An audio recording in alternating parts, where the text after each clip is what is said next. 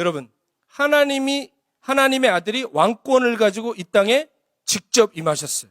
그래서 이제는 이스라엘 백성뿐만 아니라 그 나라의 복음을 듣는 모든 자가 그 통치 안에 들어갈 수 있게 된 것입니다. 그리고 이제는 그 나라가 그 나라의 복음을 듣는 모든 자에게 열려 있어서 침입을 당하고 침노하는 자에게는 빼앗긴다라고 하시는 거예요. 이게 무슨 얘기냐? 하나님 나라는 첫째, 누구에게나 열려 있다는 거예요. 그러나 둘째, 아무나 들어갈 수는 없다는 거예요. 그럼 셋째, 누가 들어갑니까? 힘써서 그 나라에 들어가고자 하는 자라야 들어가는 것입니다. 우리가 흔히 알고 믿고 있던 구원론, 믿기만 하면 된다, 아무것도 할 것이 없다, 오직 믿음만으로다라는 교리는 실은 우리에게 너무 치명적인 면죄부를 그동안 제공했습니다. 천국은 따놓은 당상인 것처럼, 그래서 이 땅에서 축복받고 교회에 충성하고 주의 종 잘 모시면 당연히 가는 천국이라고 여기며 살았습니다. 어떻게 살든 무슨 돈으로 헌금을 내든 그런 것과 믿음은 상관이 없다라고 모두가 알고 믿고 살았습니다. 저도 그랬었고 여기 계신 분들도 대부분 그러한 잘못된 믿음 안에 계셨었을 것입니다. 그러나 성경 어디를 살펴봐도 하나님 나라가 가만히만 있어도 되고 아무 노력도 하지 않아도 된다는 구절은 존재하지 않습니다. 심지어는 그 위대한 사도 바울도 그가 죽기 직전에 쓴 디모데후서에 뭐라고 고백합니까? 나는 나의 달려갈 길을 다 마치고, 따라해 보겠습니다, 믿음을 지켰다. 믿음을 지켰대요. 이 말은 뭔가요? 믿음을 흔드는 것이 있고 믿음을 빼앗으려 하는 자가 있었다는 거예요. 자기 일생을 다해 했던 것이 뭐라고요? 믿음을 지키는 싸움을 싸웠다는 것입니다. 사도 바울은 끝까지 싸웠습니다. 끝까지 달렸습니다. 무엇을 위해서요? 믿음을 지키기 위해서요. 여러분, 우리의 믿음 그냥 둔다고 제자리에 있나요? 쇠합니다. 뺏깁니다. 파선합니다. 여러분, 오늘도 우리가 천국을 침노해야 되는 이유가 무엇입니까? 우리에게 주신 이 믿음을 지키기 위해서입니다. 여러분, 우리가 천국을 들어가지 못하도록 막는 세력이 있습니다. 들어가지 못하도록 우리 육신을 잡아당기는 소욕이 있습니다. 여러분, 아까 제가 그 마사이 마라에서 탄자니아로 건너가는 누떼들에 대해서 얘기했죠. 여러분, 이 누떼들이 왜 건너가요? 생명이 그 강 건너에 있기 때문입니다. 악어들이 있지만 거기를 건너가는 것입니다. 여러분, 제가 예전에, 제가 죄송합니다, 내셔널 지오그래픽을 자주 봐서 내셔널 지오그래픽을 또 봤는데 건기에 물이 다 말랐어요. 물이 바짝바짝 다 말라가지고 조그만 웅덩이들밖에 안 남았습니다. 그런데 여러분, 여기도 가끔 이제 사슴들 돌아다니잖아요. 아프리카에도 임팔라라는 작은 사슴 종류가 있습니다. 임팔라 한 마리가 너무 목이 마른데 웅덩이 하나를 발견한 거예요. 그래서 물을 마시려고 막 가는데 세상에 그 안에 뭐가 있어요? 그 조그만 웅덩이 안에 악어가 있는 거예요.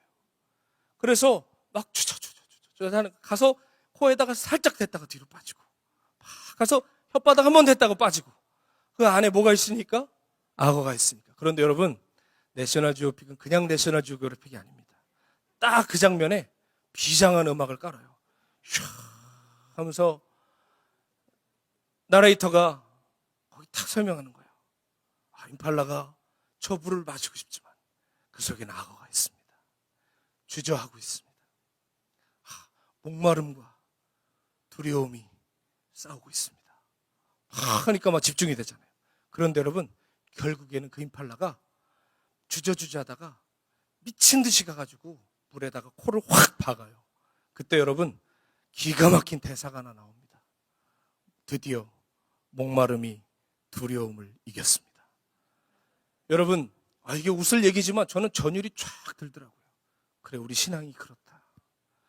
저 길로 가면 내 인생 망할 것 같은데, 이 길 따라가면 앞이 안 보일 것 같은데, 그래, 저 길로 가면 내 모든 계획이 무산될 수 있는데 주님을 향해 목마른 거예요.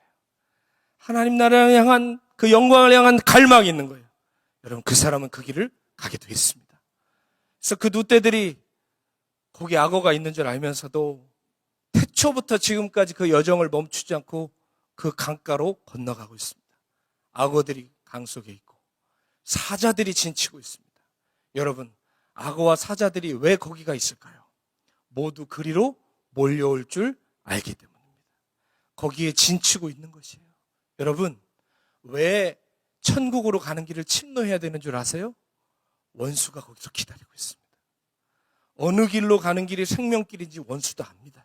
여러분, 뱀이요, 에덴 동산 숲을 아무데나 숨어 있는데 갑자기 하와가 와가지고 너 여기 있었니? 찾지 않았어요. 뱀이 어디 있었죠? 선악과에 있었어요. 그렇죠? 선악과 근처에서 하와를 기다렸어요. 생명으로 가는 길에는 꼭 우리를 방해하는 세력이 있습니다. 마귀도 압니다. 우리가 어느 길로 가면 구원받을지, 우리가 어떻게 살면 하나님을 기쁘시게 하는지 마귀가 제일 잘 압니다. 그렇기 때문에 마귀는 거기서 우리를 기다립니다. 그래서 우리에게 두려움을 주어서 결국은 그 길을 가지 못하게 만드는 것이죠. 성경에 보면 정말 안타까운 인생이 하나 나오는데 부자 청년입니다. 부자 청년은 영생을 갈망하는 사람이었습니다. 그리고 그의 삶의 족적을 보면, 그가 한 고백을 보면 정말 괜찮게 살았습니다. 그래서 예수님께 어떻게 하면 영생을 얻을 수 있냐고 묻죠. 내가 영생을 위해 이러했습니다. 예수님 뭐라고 말씀하십니까? 너는 부자다.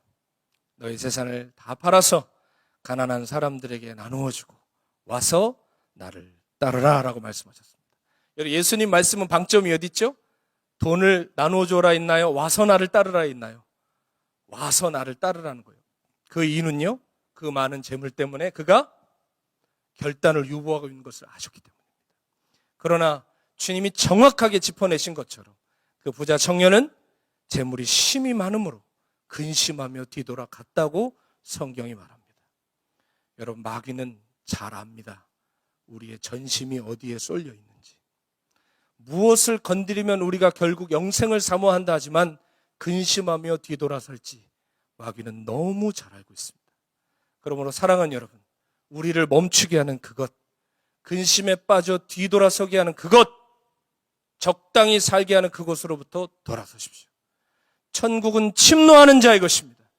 빼앗는 자의 것입니다. 그 나라를 취하는 백성이 되셔야만 그 나라를 이 땅에서도 누릴 뿐만 아니라 영생 또한 얻게 될 줄로 믿습니다.